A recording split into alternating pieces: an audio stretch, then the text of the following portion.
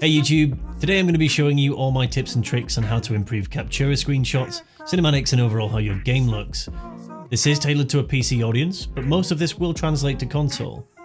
Let's get the boring stuff out of the way though first by starting with my in-game settings. This is something that's been requested of me time and time again in both the comment section and live on Twitch. Just remember that all this is just subject to personal taste, and let's have a look, shall we? So we're using the enhanced graphics engine. Most of this other stuff here is going to depend on your monitor specifically, but borderless full screen, native resolution, your aspect ratio, all that jazz, brightness, contrast, it's all going to depend on your monitor. Field of view is capped because of gameplay reasons and I'm not a weirdo. Effects intensity is something that you are going to want to change depending on the shot. If it's like an action shot with particle effects and stuff, this can help just reduce the amount of busyness in the shot, I suppose. I do turn film grain off because I prefer to add noise in post if I need it at all. To be honest with you, a lot of the time I don't use any kind of grain. These other settings here are going to be turned to high except for anti-aliasing, which I prefer in the medium setting. When I turn it up higher, I've noticed that some edges are blurred on Warframes and objects and stuff when you're panning the camera around. So I keep it on medium, I don't have any issues, I think it still looks crisp. Motion blur, because again, not a weirdo, don't know who needs that. The other setting to take mind of is weapon elemental effects. If you want like fiery swords and stuff, obviously you can work that out with that setting. And now on to the most important part of Captura, and arguably photography in general, and that is the lighting. So the exposure slider is going to affect how dark or bright your shots are going to be. It's worth noting that filming in motion shots where time is not paused, the exposure will vary due to the lighting. Scene lighting does exactly what it says on the tin. Use this slider to change the environment's overall lighting. I tend to prefer low scene lighting when focusing on weapons or warframes.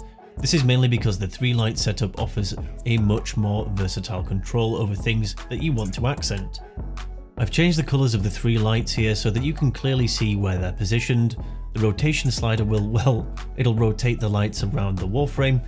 This is how I get metallics on weapons and warframes to really shine on my shots. I do see quite often a lot of Captura artists failing to grasp the 3-light setup, and their shots just don't look as good as what they could do if they adopted this style. Here's just an example of me jumping into Captura and messing around with the lighting to try and get a really nice shot of this X-Gal here. I will go further into camera control shortly, but just pay attention more to the exposure and the lighting setups and the type of colour of the 3 lights that I use in order to soften things to get it to look a little bit more realistic in the kind of lighting setup that the scene is in.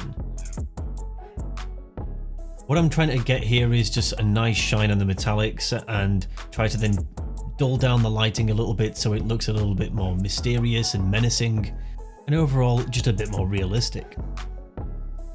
Once I'm happy with the lighting, I start to tweak some of the things in Reshade, which is a third-party piece of software for PC, so sorry console players. Nothing too crazy here though, we're just going to add some bloom to get the neon lights on the suit to really shine through.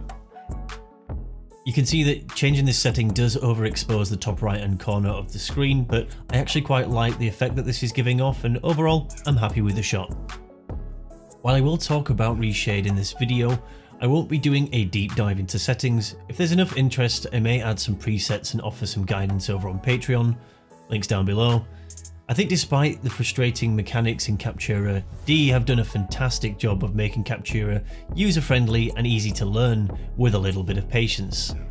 The shots you're seeing here are just examples of camera control, but it also is to show off the amazing members of 10-0 and the community that we've built that frequently join us on our live streams. More on 10-0 later, links to the Twitch channel are down below. And you never know what you might tune into, such as Shinobi Ash ending the new war before it even begins. While we're on the subject, are you team Kill Lotus or save? Let me know in the comments down below.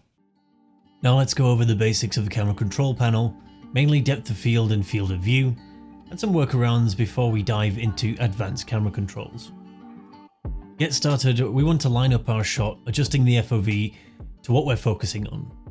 For character shots and close-ups, I recommend the lowest FOV possible. For environmental shots, you can experiment with a higher FOV until you find something that you like.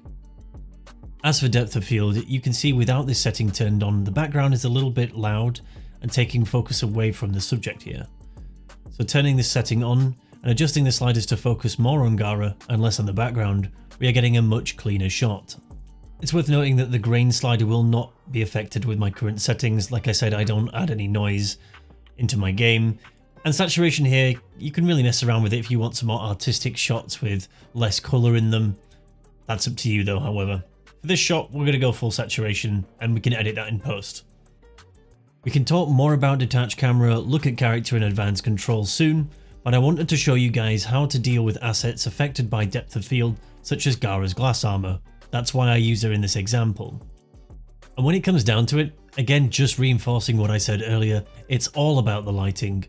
While it will never be perfect, you can get assets like this to look better with the 3-light setup, and it mainly comes down to some trial and error. The trick here is to get a shimmer on the glass so that it looks like it's more in focus. But overall, the shot looks great, if only that shoulder piece wasn't just flickering a little. Damn it. You might also find that certain sandanas and weapons may pop into existence while panning the camera if your FOV is really close in. It can be really frustrating, and the only workaround I know is to move the camera positioning further back while you're panning your shots. This is one of the many janky things in Captura that I don't really think are ever going to get fixed. I think DE are pretty happy where they're at with Captura as a tool and are focusing more on other projects. So, I mean, that's fair, I think. And now on to advanced camera controls. This is how I get smooth motion in moving shots. This is probably the hardest thing to get right, as it requires you to prep everything else before dabbling into advanced camera controls. So we're going to find a location in the scene that we want, sort out our depth of field, scene lighting and exterior tile sets, need adjusting their time of day to your liking, literally arrange everything how you want before touching advanced camera controls. We won't touch on slow motion in this section. It might be something we can talk about afterward, but just keep in mind if you do want to use this setting, it needs to be turned on prior to clicking on advanced camera controls. Now, because we're planning a moving shot as time advances, we need to turn on toggle advanced time. This is before we touch advanced camera controls. I cannot stress to you enough, this setting is the last thing you do. So now that we're happy with everything, we're going to select our first camera. So we want to end the shot with Baruch. So I'm going to find some key points here. I think we're going to start about here. Yeah, here looks good. So this is now where the first camera will be placed and where the loop will start. We're going to add an extra camera now, which the first camera will travel to whichever point we select next, which I'm going to choose the blacksmith's assistant here. So camera 2 is keyframed to this focal point. We add an extra camera now. As we move along, I'm going to tilt the camera up here and aim it towards Hawk, the blacksmith. We're going to move along to some of his wares here. Get a shot of this wall as we pan round to the pointing corpus, and then finish up the shot framing Baruch in the center here.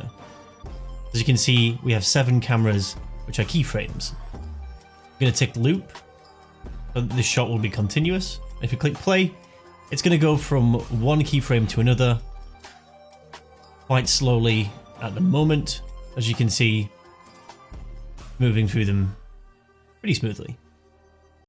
As you can probably guess, the speed slider is how fast the camera moves from keyframe or position from one to another.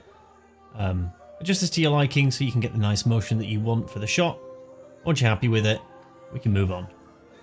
The last thing we need to do to bring this shot to life is to turn on advanced time and head back to advanced camera controls and hit the cinematic mode. This hides the UI and we get a nice crisp motion shot here. Here's the finished and final product.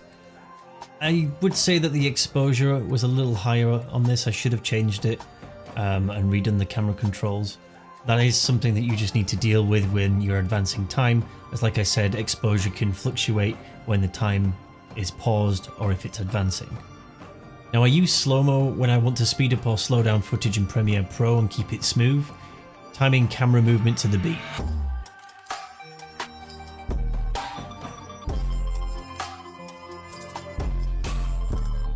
I think I've covered most of what I wanted to in this video. If you do have questions, comment down below, and if you need more guidance, you can always reach me on the 10-0 community Discord. While we're on the subject, 10-0 is a collective of content creators focusing on growing together and connecting our communities. There's a ton of events and collabs in the works, and I can't wait to announce a new series on the channel. We hosted the 10-0 Olympics already, which ran for a month on Twitch and even got DE involved, with Reb joining us to give out some prizes and judging our community's fashion at a Cetus barbecue party live on stream. We do these quite a lot, and it's a great way to get you guys involved and just meet some really passionate people about the game. It's been a rough year for me, for many others as well. It's why you haven't seen many uploads, but stay tuned for more high quality videos coming real soon. Don't forget to give the video a like if you haven't already, it really does help us get into the algorithm, and subscribe if you haven't already. And of course, if you want to support the channel and go above and beyond, there is Patreon as well. I will be uploading some, specific content for that platform. So stay tuned. That's all for me now, guys. Big love and ciao for now.